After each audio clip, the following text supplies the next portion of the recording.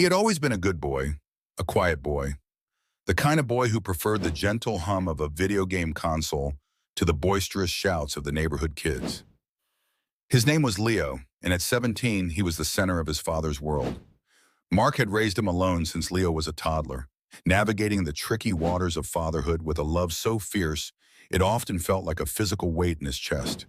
But lately something had shifted. The quiet boy was gone, replaced by a ghost who drifted through the house with a phone glued to his hand. The change was subtle at first, a missed dinner here, a late night there. Mark, ever the optimist, chalked it up to normal teenage angst. But then came the whispers, the hushed phone calls, the secretive glances. Mark would walk into a room and Leo would flinch. The light from his phone screen, a pale glow on a face Mark no longer recognized. It was a face etched with a silent, frantic energy, an anxiety that seemed to vibrate in the air around him. The first real crack appeared on a Tuesday. Mark was at the kitchen table paying bills when he saw the numbers on his bank statement. A massive, unexplained withdrawal. He felt a cold dread creep up his spine. It couldn't be Leo. He wouldn't, would he? He wanted to believe it was a mistake, a glitch in the system. But the truth, a harsh and unforgiving thing, whispered to him in the quiet of the empty house. He confronted Leo that night.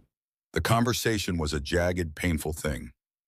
Leo's eyes, usually so clear and honest, were now clouded with a desperate guilt. He stammered. He lied. He finally admitted to it. But he wouldn't say why. "It's a game, Dad," he said, his voice a low, terrified whisper. "Just a game." But the fear in his eyes told a different story, a darker story, a story of something far more sinister than a simple video game. Mark's love for his son warred with a rising tide of fear. He felt a deep, wrenching helplessness. He wanted to fix it, to make the problem go away. But how do you fight a ghost? How do you save your child from a threat you can't see, a game you don't understand?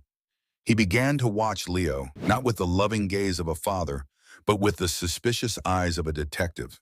He followed him. He checked his phone records. He tried to piece together the fragments of a life his son was so desperately hiding. One afternoon, he found a note. It was crumpled and shoved deep into the pocket of Leo's jacket.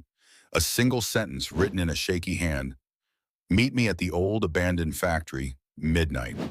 No name, no explanation, just a command. Mark's heart hammered in his chest. This wasn't a game. This was a trap. He didn't hesitate. He knew he had to go, even if it meant stepping into the unknown, into the darkness that had consumed his son. He couldn't let him face this alone. The factory was a decaying monument to a forgotten past, a skeleton of brick and rusted steel. The air was thick with the smell of decay and damp earth.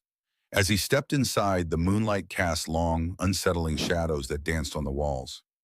He found Leo in the center of the vast, empty room. He wasn't alone.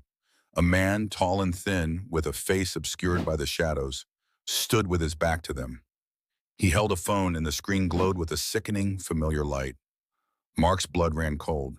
He knew this man. He had seen his face in a blurry photo on Leo's phone. The man was a friend, a co-player in the game. But as Mark watched the man's cruel smile, he knew this was no friend.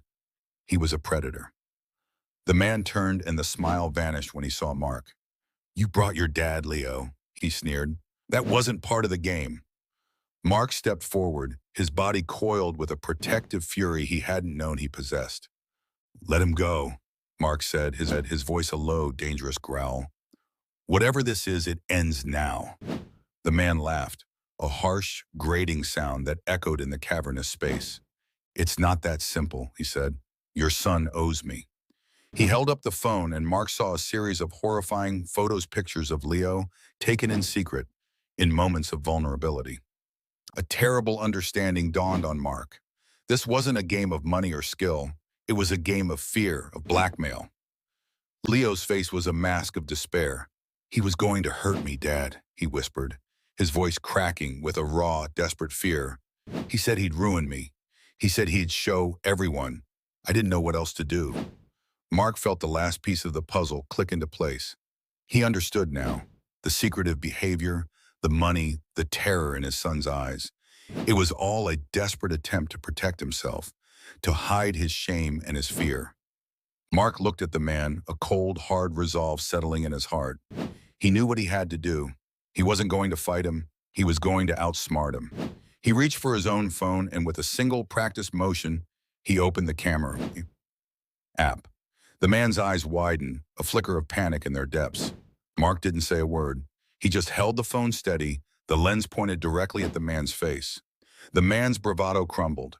He was a coward, a parasite who preyed on the weak. He knew a public image, a reputation to protect. Mark held the phone for a few more seconds, letting the silence stretch, letting the weight of his voices press down on the man. Finally, the man lowered his phone, his hand trembling. He dropped the device to the ground. Then, with a frantic, animalistic look of fear, he turned and disappeared into the darkness.